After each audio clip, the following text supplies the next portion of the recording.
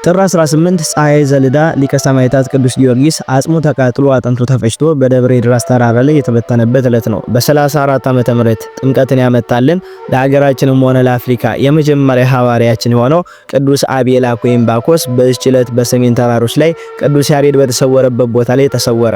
እርሱም በጌታችን የተመረጡ የከበሩ ሐዋርያት እንኳን ወንጌልን በዓለም ለመስበክ ገና ከኢየሩሳሌም ባልወጡበት ወቅት ወደ አፍሪካ መጥቶ ወንጌልን የሰበከ ነው። እንዲሁም ለቅዱስ ኤፍሬም ሶርያዊ መምህሩ የሆኑት አባ ያዕቆብ ዘንጽቢንም ዕረፍታቸው ነው። ጌታችን ከሞት ያስነሳው የቅዱስ አልዓዛር እህቶች ማርያምና ማርታ መታሰቢያ በዓላቸው ነው። በስመ አብ ወወልድ ወመንፈስ ቅዱስ አሐዱ አምላክ።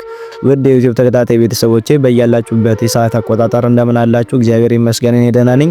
ለዚህ ቤት አዲስ የሆናችሁ ሰብስክራይብ በማድረግ ቪዲዮውን ደግሞ ላይክ በማድረግ ጀምሩት። ወደ ቅዱሳኑ ታሪክ እንለፍ። ወደ አባ ያዕቆብ ዘንጽቢን ታሪክ እንለፍ። በገድል ተጠምደው የኖሩ እጅግ የከበሩ ታላቅ አባት ናቸው። ተወልደው ያደጉት ንጽቢን በምትባል ከተማ ቢሆንም ሶርያዊ ተብሎ ይጠራሉ። የሀገረ ንጽቢን ኤጲስቆጶስ ሲሆኑ የእመቤታችንን ውዳሴ ለደረሰው ለታላቁ አባት ለቅዱስ ኤፍሬም ሶርያዊ መምህሩ ናቸው። ይህ ታላቅ አባት ከልጅነታቸው ጀምረው ዓለምን ንቀው በምንኩስና መኖርን መርጠው መንኩሷል። በጠጉር ከተሰራ ማቅ በቀር ሌላ ልብስ ለብሶ አያውቁም። በቀን በሌሊት በበጋ በሐሩር ይሁን በክረምት ቁር ቢሆንም ይህንን ልብሳቸውን አውልቆት አያውቁም። ምግብ ከቅጠላ ቅጠል ውጪ ተመግበው አያውቁም። የሚጠጡት የዝናብ ውሃ ብቻ ነው። ከዚያም በኋላ ሀብተ ትንቢትና ሀብተ ፈውስ ተሰጧቸው እጅግ አስገራሚ የሆኑ እጅግ ድንቅ ተአምራትን ያደርጉ ጀመር። በአንዲት ዕለት ሴቶች በውሃ ምንጭ ላይ እርቃናቸውን ያለማፈር ሲጫወቱና ሲሳለቁ አይተው የውሃውን ምንጭ ወዲያውኑ እንዲደርቅ አድርገውታል። የሴቶቹንም የራሳቸውን ጸጉር በታምራት ነጭ ሽበት አደረጉባቸው። ሴቶቹም ተጸጽተው በአባታችን እግር ስር ወድቀው በለመኗቸው ጊዜ የውሃውን ምንጭ መልሶ አፈለቁላቸው። እንዳይታበዩ ሲሉ ግን የራሳቸውን ጠጉር ለምልክት ነጭ አድርገው ተውላቸው። ትሩፋታቸውና ዜናቸው በየቦታው በተሰማ ጊዜ አቡነ ያዕቆብ በንጽቢን ሀገር ላይ ኤጲስቆጶስነት ሾሟቸው። ጻድቁ ንጉሥ ቆስጠንጢኖስ 318ቱን የከበሩ አባቶች በኒቂያ እንዲሰበሰቡ ሲያደርግ ገድለኛ የሆኑት ይህ ታላቅ አባትም አንዱ ነበሩ። በጉባኤ መካከል ሞት አስነስተው እንዲመሰክር አድርገውታል። እርሳቸው አርዮስን አስተምረው መክረው እምቢ ቢላቸው ረግመው አውግዘውታል። የፋርስ ንጉሥ መጥቶ ሀገረ ንጽቢንን ሊወር አስቦ በከበባት ጊዜ አቡነ ያዕቆብ በጸሎታቸው የጭጋግ ደመና በሰራዊቱ ላይ አመጡባቸው። ተናዳፊ ትንኞችም ፈረሶቻቸውን ወታደሮቻቸውን ሁሉ ነደፏቸው። ፈረሶቹ ማሰሪያቸውን እየበጠሱ ፈርተው ጠፉ። ንጉሡም ይህንን ተአምር አይቶ እጅግ ፈርቶ ወደ ኋላው ተመልሶ ሄዷል። ጻድቁ ሕዝበ ክርስቲያኑን ሀገራቸውን በእንደዚህ አይነት ሁኔታ በጽድቅ ሲያገለግሉ ኖረው በሰላም አርፈዋል። ረድኤት በረከታቸው በሁላችን ላይ ይደርብን፣ በጸሎታቸው ይማረን። አሁን ደግሞ ወደ ቅዱስ ጊዮርጊስ ሊቀ ሰማዕታት ዝርወተ አጽሙ እንዴት እንደተደረገ እንመለከታለን። ከሃዲው ንጉሥ ዱድያኖስ እጅግ አሰቃቂ በሆኑ ብዙ መከራዎች እያሰቃየ 3 ጊዜ ቢገድለው ጌታችን ግን ቅዱስ ጊዮርጊስን ከሞት እያስነሳው ከሃዲያንን ያሳፍራቸው ነበር። ንጉሥ ዱድያኖስም የሚያደርገውን ቢያጣ ጭፍሮቹን በመንኮራኩር ፈጭታችሁ አጥንቱን ይድራስ ተራራ ላይ ወስዳችሁ ዝሩት ብሎ አዘዛቸው። ጭፍሮቹም የቅዱስ ጊዮርጊስን ስጋ በመንኮራኩር ፈጭተው ወስደው በተራራው ላይ ቢረጩት ስጋው ያረፈበት ሳር ቅጠሉ ድንጋዩ እንጨቱ ሁሉ ጊዮርጊስ ቅዱሱ ለእግዚአብሔር ጊዮርጊስ ሰማዕቱ ለእግዚአብሔር እያሉ አመስግኗል። አሁንም ጌታችን ለሶስተኛ ጊዜ ከሞት አስነሳውና ስጋውን ፈጭቶ በተራራ ላይ ስጋውን በትኖት ወደ ንጉሱ የሚመለሱትን ወታደሮች በመንገድ ከኋላቸው ሄዶ ደረሰባቸውና ቆዩኝ ጠብቁኝ አላቸው።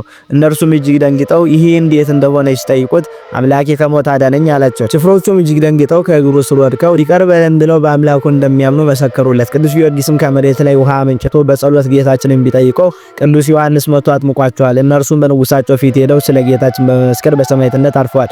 ሰማዕቱ ቅዱስ ጊዮርጊስ አጽሙ ተቃጥሎ አጥንቱ ተፈጭቶ በደብረ ድራስ ተራራ ላይ የተበተነው በዚህች ዕለት በጥር 18 ቀን ነው። የሊቀ ሰማዕታት የቅዱስ ጊዮርጊስ ረድኤት በረከቱ በሁላችን ላይ ይደርብን፣ አሜን። አሁን ደግሞ የመጀመሪያው የአፍሪካ ሐዋርያ ወደ ሆነው ወደ ቅዱስ አቤላክ ወይም ባኮስ ታሪክ እንለፍ። ይህም ጃንደረባ በመጀመሪያ የኢትዮጵያ ንግሥት የሆነችው የህንደኬ የገንዘቡ ሁሉ ኃላፊ አዛዥ የነበረ ነው። ከአባቱ እብነ መላክ ከእናቱ ሲና ሕይወት ታኅሳስ 29 ቀን ተወለደ።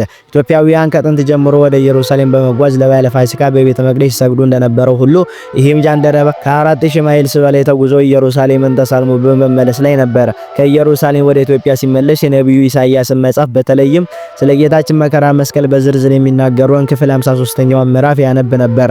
ነገር ግን ጃንደረባው ስለማን እንደሚናገር አልገባውም ነበር። በዚያንም ጊዜ እግዚአብሔር በአካባቢው ወንጌልን ይሰብክ የነበረውን ሐዋርያውን ቅዱስ ፊልጶስን ላከለት። እርሱም ጃንደረባውን ያነበው የነበረውን መጽሐፍ ተረጎመለት፣ የከበረች ወንጌልንም ሰበከለት። በመጨረሻም አጠመቀው። ሐዋርያውን ባጠመቀው ጊዜ መንፈስ ቅዱስ በጃንደረባው ላይ ወረደ።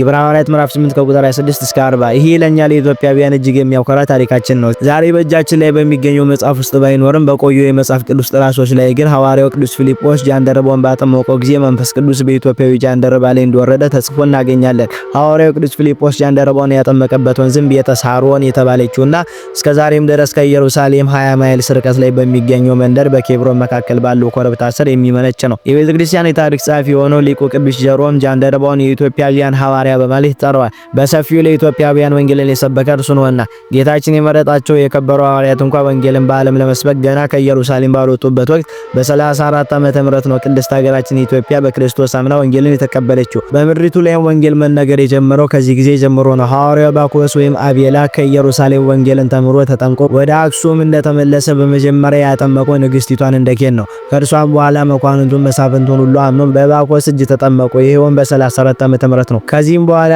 ባኮስ እስከ ኑቢያ ድረስ ሄዶ ወንጌልን ሰብኮ ብዙዎችን አሳምኖ አጥምቋል። በዚያም ጊዜ ወንጌላዊ ቅዱስ ማቴዎስ ወደ ኢትዮጵያ መጥቶ በባኮስ እየተሰጠ የነበረውን የወንጌል ብርሃን የበለጠ እንዲበራ አድርጓል። ከጃንደረባው ጋር ሆነው በብዙ ቦታዎች አብረው ወንጌልን ሰብኮ አምልኮተ ጣዖትን አጥፍቷል። ከዚያም በኋላ ባኮስ ወደ የመን በመሄድ በዚያ ክርስትናን በማስተማር ብዙዎችን አሳምኖ ካጠመቀ በኋላ ፐርሺያ ከዚያም ወደ ህንድ በመሄድ ሐዋርያዊ አገልግሎትን ፈጽሟል። በመጨረሻም ጥንተ ፓትሮባና ዛሬ ሲሎን በምትባል ወደ ሴት ወንጌልን በማስተማር ላይ እያለ በሰማዕትነት እንዳረፈ መዛግብት ያስረዳሉ። በሌላው በኩል ሐዋርያው ባኮስ ከመጠመቁ በፊት 35 ዓመት ከተጠመቀ በኋላ 41 ዓመት ኖሮ በኢየሩሳሌም 3 ዓመት ተቀምጦ ወንጌልን ዞሮ ካስተማረ በኋላ በመጨረሻ በ79 ዓመቱ ጥር 18 ቀን በሰሜን ተራራ ላይ ቅዱስ ያሬድ በተሰወረበት ቦታ እንደተሰወረ ሊቀ ብርሃናት መርቆሬዎስ አረጋ ጽፏል። የቅዱስ አቤላ ወይም ባኮስ በረከት ረድኤቱ በሁላችን ላይ ይደርብ። አሁን ደግሞ የአልዓዛር እህት ወደ ቅዱሳት ማርያምና ማርታ ታሪክ እንለፍ። በዘመነ ሐዋርያት በተመሳሳይ ስም እንተ እፍረት ባለሽቱ ተብሎ የሚጠሩ ሁለት እናቶች ነበሩ። ሁለቱም ስማቸው ማርያም ስለነበረ መለየት እንዲመች አንደኛዋ ማርያም ኃጢት ከኃጢአት ተመለሰች፣ ማርያም እህት አልዓዛር በቢታንያ የነበረችው ብለው አበው ይጠሯቸዋል። በሉቃስ ወንጌል ላይ የምትገኘው ከኃጢአት የተመለሰችው ስትሆን በዮሐንስ ወንጌል ምዕራፍ 12 ከቁጥር 1 ላይ ያለችው የአልዓዛር እህት ድንግሊቱ ናት። ዛሬ የምናስባት ይህችን እናታችንን ነው። ቅድስት ማርያም መድኃኒታችን ክርስቶስ ወደዚህ ዓለም መጥቶ በሚያስተምርበት ዘመን በቢታንያ አካባቢ ትኖር የነበረች ድንግል ወጣት ናት።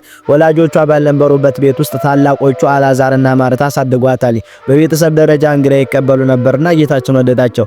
አልዓዛርን ከ72ቱ አርድእት ማርያምንና ማርታን ደግሞ ከ36ቱ ቅዱሳን አንስት ቆጠራቸው። ወንድማቸው አልዓዛር በታመመ ጊዜ ወደ ጌታ ልከው ነበር። ያለ ጊዜው የማይሰራ ጌታ ባይመጣ አልዓዛር ሞተ። በአራተኛው ቀን አምላክ ሲመጣ ቅድስት ማርታ በጌታ ፊት ሰግዳ እግዚእ የሶበሳ አሎ ከዚህ ሞተ ሆይ አንተ በዚህ በኖርክስ ወንድሜ ባልሞተ ነበር ብላ አለቀሰች። ዮሐንስ 11:21 ላይ ጌታም ስታለቅስ ባያት ጊዜ አምላክነቱ አራርቶት አለቀሰ። ወዲያውም በስልጣነ ቃሉ አዞ አልዓዛርን አስነሳው። ከፋሲካ ወይም ጌታ ከመሰቀሉ 6 ቀናት በፊትም ቅዱሳን ለጌታ ግብር አገቡ።